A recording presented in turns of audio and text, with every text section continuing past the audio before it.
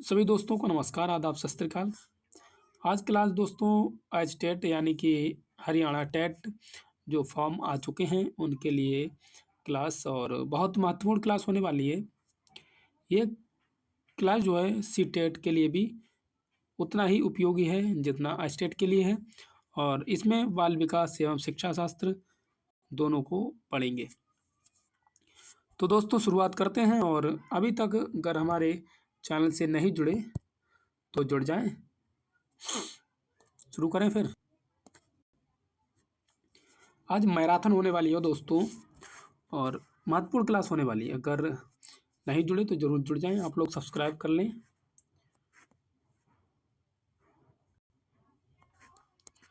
शुरुआत करते हैं मनोविज्ञान की परिभाषा। मानव का व्यवहार किसी प्रतिधारण क्रिया प्रतिक्रिया तथा सामाजिक और भौतिक प्रतिक्रियाओं से प्रभावित होता है। मानव व्यवहार उसी प्रभाव से कार्य करने लगता है।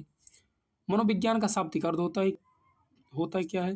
तो मनोविज्ञान का शब्द का अर्थ होता है मन का विज्ञान। साइकोलॉजी, साइक का मतलब आत्मा और मन यानी मानस, लोकस का मतलब होता है विज्ञान। मनोविज्ञान का उद्गम दर्शन शास्त्र को माना जाता है जिसमें आते हैं मानसिक दर्शन। मानसिक दर्शन में मनोविज्ञान, बाल मनोविज्ञान और शिक्षा मनोविज्ञान आते हैं। मनोविज्ञान की विभिन्न परिभाषाएं, जैसे कि मनोविज्ञान को प्राचीन विद्वान अरस्तु व प्लेटो ने आत्मा का विज्ञान कहा है। प्रसिद्ध मनोवैज्ञानिक मैकडूगल ने मनोविज्ञान को मन का विज्ञान कहा है। सिगमंड फ्रायड ने मनोविज्ञान को चेतना का विज्ञान कहा है और पिल्सबरी ने मनोविज्ञान को व्यवहार का विज्ञान कहा है, जो कि आधुनिक परिभाषा है। थॉमसन के अनुसार बाल मनोविज्ञान सभी को एक नई दिशा में संकेत करता है।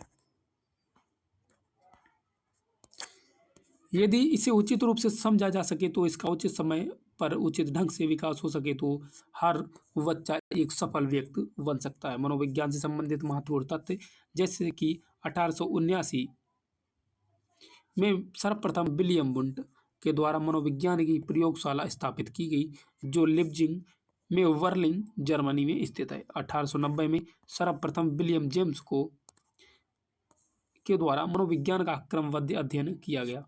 1900 ईसा में मनोविज्ञान एक विषय के रूप में प्रारंभ हुआ था। 1920 में शिक्षा मनोविज्ञान का अध्ययन स्कूलों में प्रारंभ हुआ था। 1930 को शिक्षा मनोविज्ञान विषय सर्वप्रथम भारत के कलकत्ता शहर में के एम मुंशी के द्वारा शुरू किया गया, जिसके अध्यक्ष ए घोष थे। और इसके साथ ही शिक्षा मनोविज्ञान के अनुसार सीखने के स्तर, तो इसके स्तर निम्न प्रकार के हैं, जैसे स्मृति स्तर 2 से 7 वर्ष, अवबोधन स्तर 7 से 11 वर्ष, चिंतन स्तर 11 से 15 वर्ष।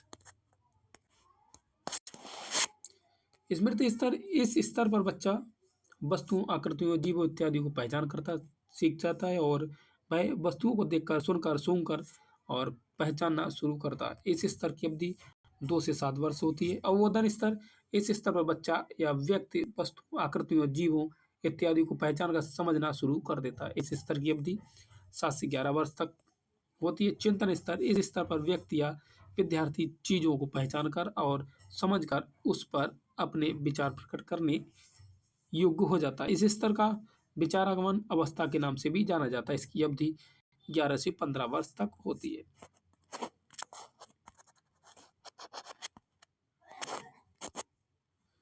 शिक्षा व्यवहार में परिवर्तन और मनोविज्ञान व्यवहार का विज्ञान होता है। शिक्षा मनोविज्ञान का कार्य और क्षेत्र, तो सबसे पहले एक तो है वंशानुक्रम और दूसरा है विकास, व्यक्तिगत भिन्नता, व्यक्तित्व और अववादात्मक वालक और अधिगम प्रक्रिया, पाठ्यक्रम निर्माण, मानसिक स्वास्थ्य, शिक्षण विधियां, मानसिक एवं परामर्श, मापन एवं मूल्यांकन। शिक्षा मनोविज्ञान की अध्ययन विधियां, तो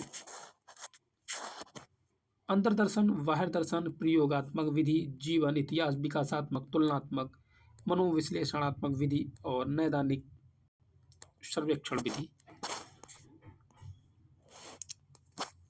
मनोविज्ञान के संप्रदाय, तो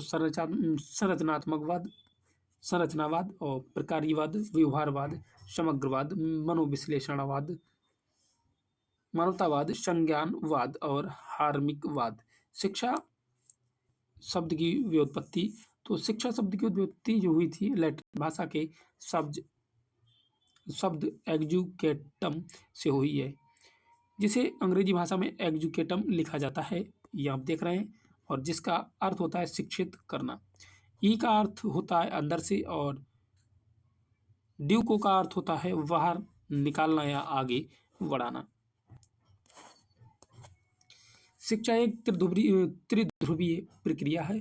यह 3 ध्रुव है: शिक्षक, विद्यार्थी और वातावरण। शिक्षा एक सामाजिक प्रक्रिया है। शिक्षा को मनोवैज्ञानिक ढंग से प्रदान करना ही शिक्षा मनोविज्ञान है। शिक्षा का अर्थ ज्ञान तथा अनुभव है। वास्तव में शिक्षा शब्द की उत्पत्ति संस्कृत की शिक्ष धातु से हुई है, और जिसका अर्थ होता है ज्ञान अर्जित करना। शिक्षा मानव की मूल प्रवृत्तियों में संशोधन करती है, मानव को वातावरण में समायोजित करती है।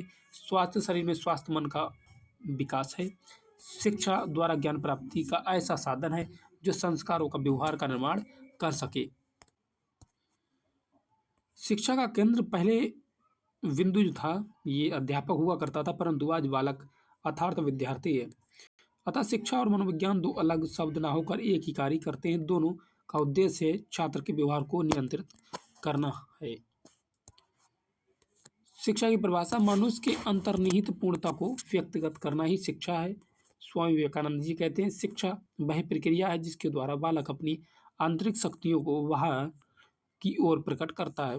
फ्रोवेल कहते हैं, स्वास्थ्य शरीर में स्वास्थ्य मस्तिष्क का निर्माण ही शिक्षा है। अरस्तु कहते हैं, शिक्षा विकास की वह प्रक्रिया है जिसमें मनुष्य शैशवावस्था से प्रौढ़ावस्था तक विकास करता है, और जिसके द्वारा वह धीरे धीरे अपने को अनेक प्रकार से अपने प्राकृतिक, सामाजिक और आध्यात्मिक पर्यावरण के अनुकूल बनाता है। रेमंड कहते हैं,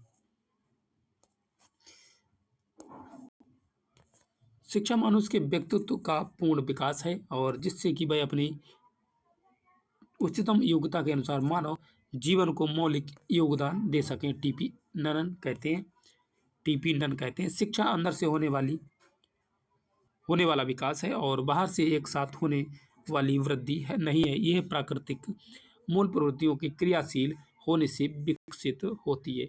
वह शक्तियों की प्रक्रिया के परिणाम स्वरूप नहीं है। रूसो कहते हैं, शिक्षा एक प्रक्रिया है और ये सामाजिक कार्य है जो कि समाज अपने हित के लिए करता है। वी.एन. झा कहते हैं, शिक्षा का कार्य मनुष्य के शरीर एवं आत्मा को पूर्णता प्रदान करना और जिसके योग्य वह है। प्लेटो कहते हैं, मैं पूर्ण उदार शिक्षा उसको कहता हूँ जो व्यक्तिगत और सामाजिक कार्यों को न्यायोचित ढंग से दक्षता और उदारता के साथ करना सीखता है। जॉन मिल्टन कहते हैं, शिक्षण एक कला है। शिक्षण वह प्रक्रिया है जो कुछ नए उद्देश्यों की ओर अग्रसरित करती है, और इस प्रक्रिया में शिक्षक और विद्यार्थी में अंतःक्रिया होती है। शिक्षण विशेष परिस्थितियों के अंतर्गत होता है, जैसे अध्यापक श्याम पट पर कोई चित्र बनाता है तो इस बात पर बल देता है कि सभी बालकों द्वारा चित्र को साझा या समझा जाए। तो इस प्रकार इस दौरान अध्यापक द्वारा की गई सभी क्रिया शिक्षण प्रक्रिया का अंग है। शिक्षा के स्वरूप: तो नियमित तथा अनियमित शिक्षा, प्रत्यक्ष एवं अप्रत्यक्ष शिक्षा। इसका मतलब है कि श्याम पट पर और बिना देखकर पढ़ाई, व्यक्तिक तथा सामूहिक शिक्षा, सकारात्मक तथा नकारात्मक शिक्षा, सामान्य एवं विशिष्ट शिक्षा, औपचारिक एवं अनौपचारिक तथा निरौपचारिक शिक्षा। शिक्षण की प्रकृति: तो शिक्षण एक सामाजिक प्रक्रिया है। शिक्षण आमने सामने होने वाली प्रक्रिया। शिक्षण अधिगम से संबंधित है। शिक्षण व्यवहार को स्वरूप प्रदान करता है। शिक्षण स्मृति स्तर से अवबोधन स्तर तक होता है। शिक्षण कला और विज्ञान है। शिक्षण भाषाई प्रक्रिया। शिक्षण क्रियाओं की एक प्रणाली है। शिक्षण विकास की प्रक्रिया। शिक्षण एक उपचार विधि है। शिक्षण उद्देश्यपूर्ण प्रक्रिया। शिक्षण कठिनाइयों का निदान करता है। शिक्षण एक त्रिध्रुवीय प्रक्रिया है जो निम्न है, जैसे शिक्षक, विद्यार्थी और सहायक सामग्री या वातावरण। भारत की प्रमुख शिक्षण समस्याएं जैसे आर्थिक विकास तथा रोजगार की समस्या, राजनीति के विकास की समस्या और खाद्यान्न की समस्या। महात्मा गांधी के अनुसार यदि परमात्मा को भारत में अवतरित होना पड़ा तो उसे रोटी के टुकड़े के रूप में अवतरित होना पड़ेगा। इसलिए खाद्यान्न में आत्मनिर्भरता हमारा मुख्य लक्ष्य है। सामाजिक तथा राष्ट्रीय एकीकरण की समस्या। प्राचीन काल में शिक्षा के उद्देश्य। तो प्राचीन काल में शिक्षा के उद्देश्यों का आधार आशीर्वाद था। आध्यात्मिक क्रिया तथा दार्शनिक चिंतन के अनुसार शिक्षा के उद्देश्य निम्न प्रकार के हैं, जैसे चैत्र निर्माण, सामाजिक कुशलता तथा सुख साधना, संस्कृति का संरक्षण एवं हस्तांतरण, पवित्रता तथा जीवन की सद्भावना, व्यक्तित्व का विकास, नागरिक एवं सामाजिक कर्तव्य का विकास। मध्य युग में शिक्षा के उद्देश्य। तो मध्य युग में शिक्षा के उद्देश्य निम्न प्रकार हैं, जिसमें इस्लामी राज्यों में वृद्धि करना, शरीयत का प्रसार, इस्लाम का प्रसार, भौतिक सुखों की प्राप्ति, नैतिकता का विकास, मुसलमानों में शिक्षा का विस्तार, चरित्र निर्माण। अब आधुनिक भारत में शिक्षा के क्या उद्देश्य है? कोठारी कमीशन के अनुसार भारत के भाग्य का निर्माण उसकी कक्षा में हो रहा है।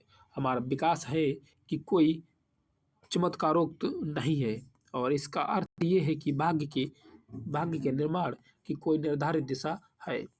किसी देश की शिक्षा उसके भविष्य का आधार होती है, और हमारे देश में प्रजातांत्रिक रूप का निर्माण किया तथा समाजवादी समाज की रचना के लिए अनेक कार्य किए। स्वयं को समर्पित संविधान को आत्मनियंत्रण का संकल्प लिया है।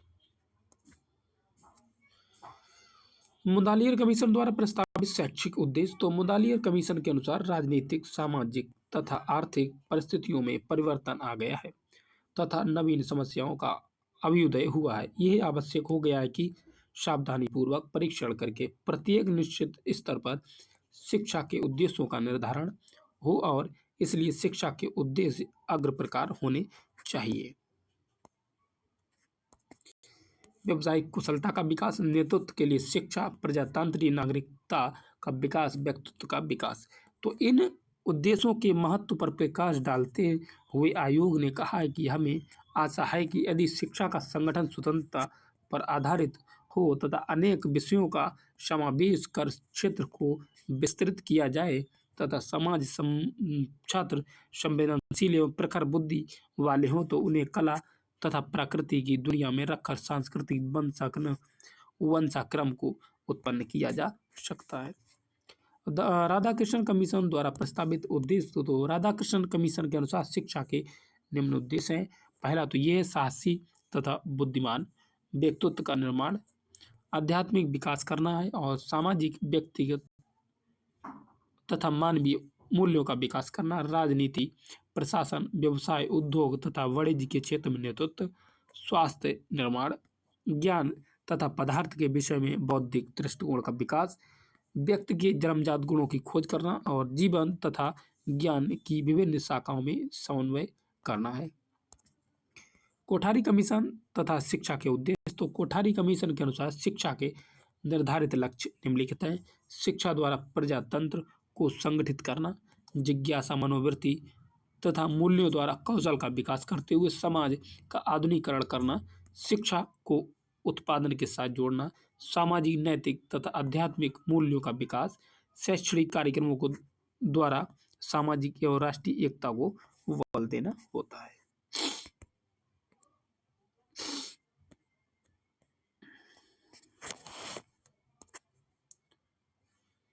शिक्षण के चर। तो शिक्षा के क्षेत्र में चर का अर्थ होता है कोई भी व्याख्या को शिक्षण प्रक्रिया को प्रभावित करे। ये 3 प्रकार के होते हैं। स्वतंत्र चर अध्यापक होता है, आश्रित चर विद्यार्थी, और मध्यस्थ चर शिक्षण सामग्री होती है। स्वतंत्र चर होता है वर्तमान शिक्षण प्रक्रिया प्रक्रिया में शिक्षक एक स्वतंत्र चर के रूप में कार्य करता है। शिक्षक स्वतंत्र रूप से विद्यार्थी को अध्ययन के अनुभव प्रदान करता है। शिक्षण में शिक्षक ही योजनात्मक, संगठनात्मक, नेतृत्व और निर्णयात्मक कार्य करता है।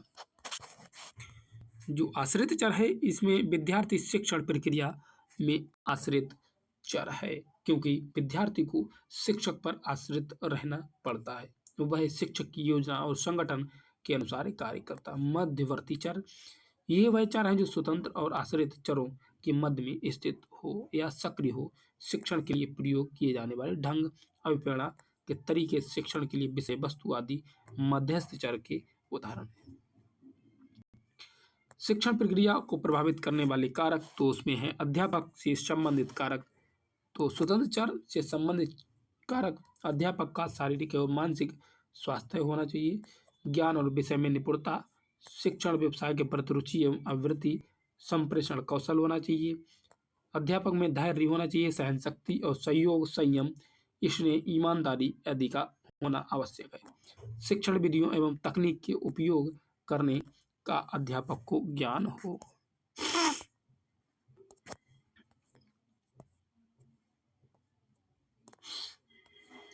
समस्या का निदान करके उपचार देने की अध्यापक की योग्यता हो। अध्यापक द्वारा मूल्यांकन की तकनीकों व विधियों का ज्ञान हो। अध्यापक की सक्रियता, व्याख्यातम, अभिप्रेरित करना, अनुशासनात्मक, परामर्शदायी और लोकतंत्री व्यवहार करने वाला, अनुमान लगाना, योजना बनाना, विद्यार्थियों के साथ अंतःक्रिया करना, ज्ञान और ज्ञान के प्रति खोज करना शामिल हो।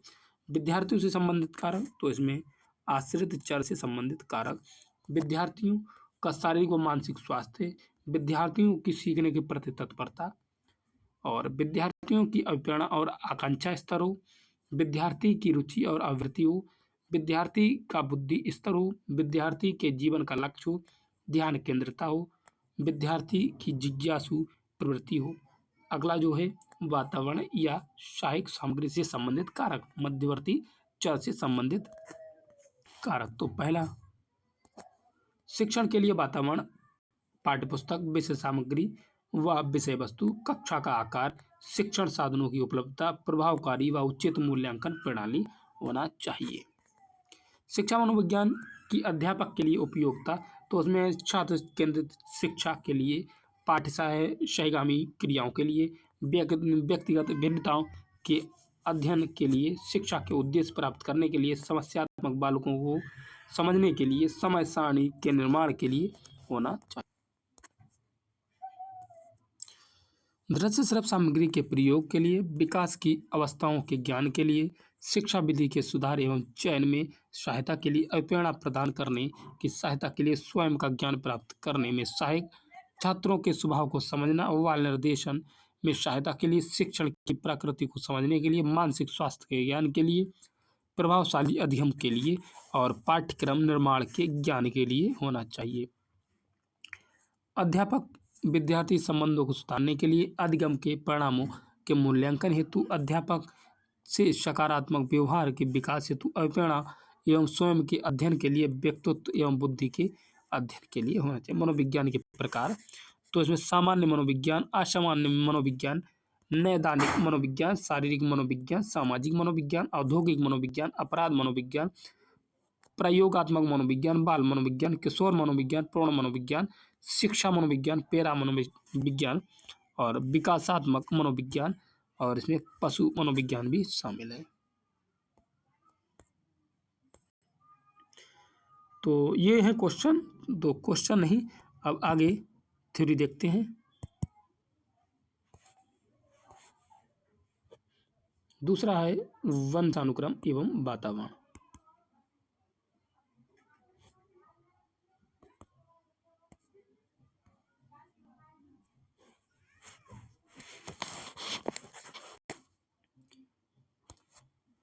वंशानुक्रम तो वंशानुक्रम जो शब्द है अंग्रेजी भाषा के शब्द हेरिडिटी का हिंदी अनुवाद है। ये शब्द लैटिन भाषा के शब्द हेरिडिटी से बना है। इसका अर्थ है वह पूंजी जो बालक को माता पिता से उत्तराधिकार के रूप में मिलती है। वंशानुक्रम के सभी तत्व जो बच्चे जन्म के साथ ही नहीं, गर्भाधान के समय में ही उसमें उपस्थित होते हैं। वंशानुक्रम की इस धारणा के अंतर्गत शारीरिक, मानसिक और व्यक्तित्व के दूसरे लक्षण होते हैं। शारीरिक लक्षण इसमें चेहरा, आंखों का रंग, त्वचा, आंखों का आकार, टांगों का आकार, ग्रंथियां, लंबाई आदि आते हैं। मानसिक लक्षण तो इसमें प्रवृत्तियां, बुद्धि, स्मरण शक्ति और सूक्ष्म विचार, निर्णय, तर्क शक्ति और निर्णय क्षमता तथा ध्यान इस लक्षण के अंतर्गत आते हैं।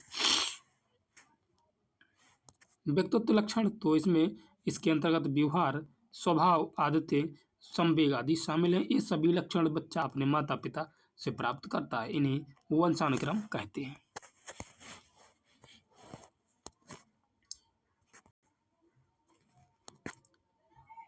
वंशानुक्रम के नियम तो समानता का नियम और विभिन्नता का नियम, प्रत्यागमन का नियम, चयनित गुणों का सिद्धांत, मृत्यु एवं प्रत्यु पक्षों का नियम, संयोग का नियम, बीज कोष का नियम, मेंडल का नियम, गाल्टन का जीव सांख्यिकीय नियम। तो वंशानुक्रम की संरचना, तो इसमें जीन ये सबसे छोटा अंश है होता है और वह वंशानुक्रम की सबसे मूलभूत इकाई होती है।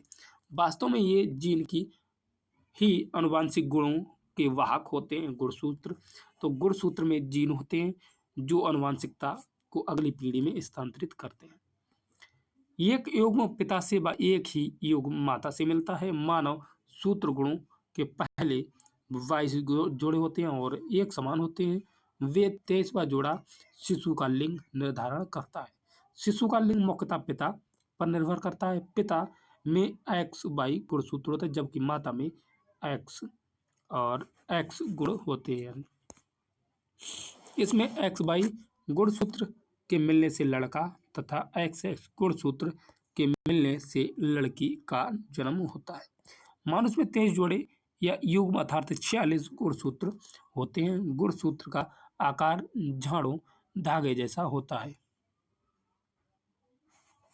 ये गुणसूत्र का क्रोमोसोम एक जैसे नजर आते हैं लेकिन इनमें काफी आंतरिक भिन्नताएं होती हैं। क्रोमोसोम के अंदर बहुत ही सूक्ष्म कण होते हैं, इन्हें ही जीन कहते हैं। जीन रसायनों से बने होते हैं और साइटोप्लाज्म के अंदर जीन की गतिविधियां कोशिकाओं की आकृति और अन्य विशेषताओं को प्रभावित करती हैं, जिसके कारण व्यक्तिगत भिन्नताएं पैदा होती हैं। दो सगे भाइयों में भी एक जैसी समानता नहीं मिलती है क्योंकि उनको माता पिता से भिन्न जीन्स प्राप्त होते हैं। यहाँ तक कि जुड़वा भाइयों के जीन्स भी भिन्नता होती है लेकिन गोटक यानी कि जुड़वों में एक ही प्रकार के जीन्स होते हैं क्योंकि वे एक ही डिंब से बने होते हैं। बालक पर वंशानुक्रम का प्रभाव, तो शारीरिक गुणों का प्रभाव, मूल प्रवृत्तियों पर प्रभाव और व्यवसायिक कौशल पर प्रभाव और सामाजिक स्तर पर प्रभाव पड़ते हैं। वंशानुक्रम और वातावरण, तो जातिगत श्रेष्ठता पर प्रभाव और चरित्र महानता पर प्रभाव, बुद्धि पर प्रभाव, स्वभाव पर प्रभाव पड़ता है। वंशानुक्रम संबंधी विभिन्न परीक्षण, तो गाल्टन का अध्ययन, सर फ्रांसिस गाल्टन ने 4000 व्यक्तियों में एक व्यक्ति को श्रेष्ठ मानकर 977 सुप्रसिद्ध व्यक्तियों की एक सूची बनाई है और इन प्रतिभावान व्यक्तियों के वंशों का अध्ययन किया जिसमें केवल 4 व्यक्ति ही सुप्रसिद्ध निकले। इन एकत्रित तथ्यों को उसने हेरिडिटी जीन्स नामक पुस्तक में संकलित किया है। एडवर्ड वंश का अध्ययन, तो डॉक्टर A.E. बिनशिप ने एडवर्ड परिवार का अध्ययन किया। रिचर्ड एडवर्ड ने एक सुप्रसिद्ध महिला से विवाह किया और इस परिवार से जो वंश परंपरा चली उसमें सभी व्यक्तियों ने विभिन्न क्षेत्रों में प्रतिष्ठा प्राप्त की और उनमें से अधिकांश चरित्रवान थे। वे अच्छे पदों पर नियुक्त हुए और कुछ समय बाद रिचर्ड एडवर्ड ने एक साधारण महिला से विवाह किया। इस महिला से जो वंश चला उसमें सभी व्यक्ति साधारण कोटि के ही दिखाई दिए।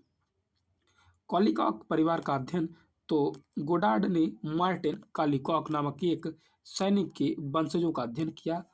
उसका अवैध संबंध एक मंदबुद्धि महिला से हो गया और इस महिला से जो वंश चला था उसमें 480 वंशजों में से 143 मंदबुद्धि और 36 अवैध संतान और 33 वैश्याएं और 24 शराबी मानसिक रोगग्रस्त तथा 11 अपराधी व्यक्ति निकले। ज्यूक वंश का अध्ययन, तो इस परिवार के इतिहास का अध्ययन डगडेल और सुब्रेक ने किया था। जुड़वा बालकों का अध्ययन, थॉर्नडाइक ने अपने अध्ययन के आधार पर स्पष्ट किया है कि गैर जुड़वा भाई व बहनों की अपेक्षा जुड़वा बच्चों में अधिक समानता पाई जाती है। वातावरण, तो वातावरणीय प्रभाव वे होते हैं जो जीव को बाहर से प्रभावित करते हैं और यह कारक बालक को गर्भ से ही प्रभावित करना शुरू कर देते हैं, जीवन भर प्रभावित करते हैं। वातावरण के प्रकार क्या होते हैं? प्राकृतिक वातावरण, सामाजिक, बौद्धिक, मानसिक वातावरण, संवेगात्मक वातावरण होते हैं। प्राकृतिक वातावरण मनुष्य के संपर्क में आने वाले इस धरती पर सभी जीव जंतु तथा विभिन्न प्राणी प्राकृतिक वातावरण के अनुसार ही बदलते हैं, जैसे गर्मी, सर्दी, खान पान, रहन सहन आदि होता है। सामाजिक वातावरण तो बच्चे का परिवार, पड़ोस, विद्यालय तथा समाज सामाजिक संबंधों से निर्मित होता है और जो सामाजिक वातावरण के अंतर्गत आता है उसे सामाजिक वातावरण कहते हैं। बौद्धिक या मानसिक वातावरण तो इस वातावरण से तात्पर्य उन सभी मानसिक परिस्थितियों से है जो कि मस्तिष्क पर प्रभाव डालती हैं। इसके दृष्टिकोण में पुस्तक, मनोरंजन साधन, गोष्ठियां, प्रयोगशाला आदि महत्वपूर्ण तत्व है। संवेगात्मक वातावरण तो इस वातावरण में संवेगों पर नियंत्रण उनके उपरोक्त प्रशिक्षण से ही संभव हो सकता है। इसके लिए बालक के मित्रों, संबंधियों तथा अध्यापकों का स्वभाव ही बालक के संवेगात्मक वातावरण का निर्माण करता है। बालक पर वातावरण का प्रभाव तो शारीरिक बनावट पर प्रभाव पड़ता है, बुद्धि पर प्रभाव पड़ता है, मानसिक विकास पर प्रभाव पड़ता है, व्यक्तित्व पर प्रभाव पड़ता है और बालक पर बहुमुखी यानी कि चारों तरफ प्रभाव पड़ता है, सभी कारकों पर। अगला, शिक्षक हेतु वंशानुक्रम संबंधी ज्ञान का महत्व। शिक्षक तो वंशानुक्रम के नियमों को ठीक प्रकार से समझकर शिक्षक बालकों के प्रति उचित व्यवहार कर सकता है।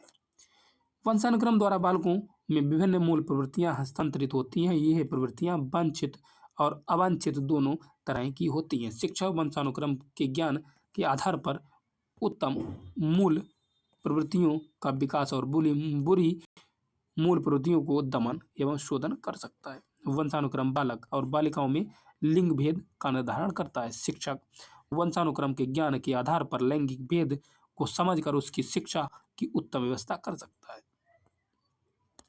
वंशानुक्रम ग्रामीण और शहरी बालकों की मानसिक योग्यता को भी प्रभावित करता है।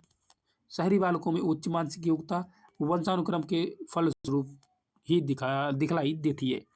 शिक्षक इस ज्ञान के आधार पर अपना शिक्षण बालकों के मानसिक स्तर के अनुसार निर्धारित कर सकता है। वंशानुक्रम बालकों में शारीरिक अंतर को उत्पन्न करता है। शिक्षक इस ज्ञान के द्वारा बालकों के शारीरिक विकास में योगदान दे सकता है।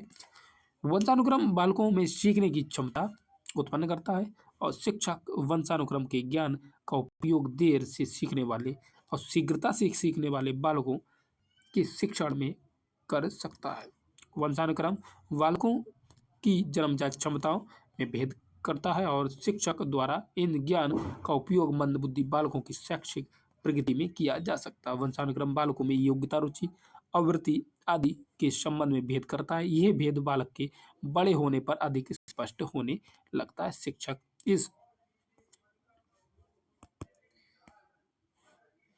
इस ज्ञान का उपयोग उचित शिक्षा व्यवस्था की आयोजन में कर सकता है। शिक्षक हेतु वातावरण संबंधी ज्ञान का महत्व तो किसी शिक्षक हेतु वातावरण संबंधी ज्ञान का महत्व निम्न प्रकार है। बालक ज्ञान से ही निश्चित सांस्कृतिक वातावरण में रहता है और वह उसके मानकों के आधार पर व्यवहार करता है। इस ज्ञान के आधार पर शिक्षक बालकों को अपना सांस्कृतिक विकास करने में सहयोग प्रदान करता है। बालक की भावनाएं वातावरण के फलस्वरूप अत्यधिक प्रभावित होती हैं। ये भावनाएं उसके चरित्र निर्माण के अंतर्गत उपयोगी होती हैं और इस ज्ञान के फलस्वरूप शिक्षक बालक हेतु इस प्रकार का वातावरण तैयार कर सकता है कि उसमें अच्छी भावनाओं का विकास हो सके एवं उत्तम चरित्र का निर्माण हो सके। प्रत्येक समाज का अपना विभिन्न वातावरण होता है। बालक इस वातावरण के साथ अपना समायोजन करता है। इस ज्ञान के आधार पर शिक्षक विद्यालय को समाज के लघु रूप में ढालने का प्रयास करता है। इसके फलस्वरूप बालक अपने वास्तविक समाज के साथ आसानी से समायोजित कर सकता है। अच्छा वातावरण तो बालक की बुद्धि तथा योग्यता के विकास में सराहनीय योगदान देता है। इस ज्ञान के आधार पर शिक्षक बालक हेतु विद्यालय में अच्छा वातावरण तैयार करने का प्रयास करता है। वातावरण के फलस्वरूप बालक के विकास की दिशा निर्धारित होती है। बालक जो होता है वातावरण को ही एक चरित्रवान व्यक्ति के रूप में ढाल सकता है। शिक्षक इस ज्ञान का उपयोग करके उसके उत्तम विकास की दिशा निर्धारित करने में समर्थ हो सकता है। अनुकूल वातावरण तो बालक के विकास की दर तीव्र करता है, जबकि प्रतिकूल वातावरण की इस प्रक्रिया को मंद कर देता है। और इस ज्ञान के आधार पर शिक्षक अपने छात्रों की रुचि, प्रवृत्ति और क्षमताओं के अनुसार अनुकूल वातावरण तैयार करने में समर्थ हो सकता है। परिवार, पास पड़ोस, विद्यालय, खेल के मैदान आदि जीवन को प्रभावित करते हैं। वातावरण के ज्ञान और आधार पर शिक्षक बालक का उचित मार्गदर्शन करने में समर्थ हो सकता है। वातावरण के महत्व की ओर ध्यान देने वाला शिक्षक तो विद्यालय के वातावरण को नियंत्रित ढंग से इस तरह तैयार कर सकता है कि बालक बहुमुखी विकास संभव हो सके। अंत में हम निष्कर्ष पर पहुंचते हैं कि एक शिक्षक हेतु वातावरण और वातावरण दोनों का ज्ञान अत्यंत महत्वपूर्ण है और इस ज्ञान के आधार पर ही शिक्षक बालकों का संतुलन विकास करने में समर्थ होता है। सोरेनसन ने अपने लिखा है कि एक शिक्षक हेतु बालक के विकास पर वंशानुक्रम एवं वातावरण के सापेक्ष प्रभाव और पारस्परिक संबंध का ज्ञान विशेष महत्व रखता है।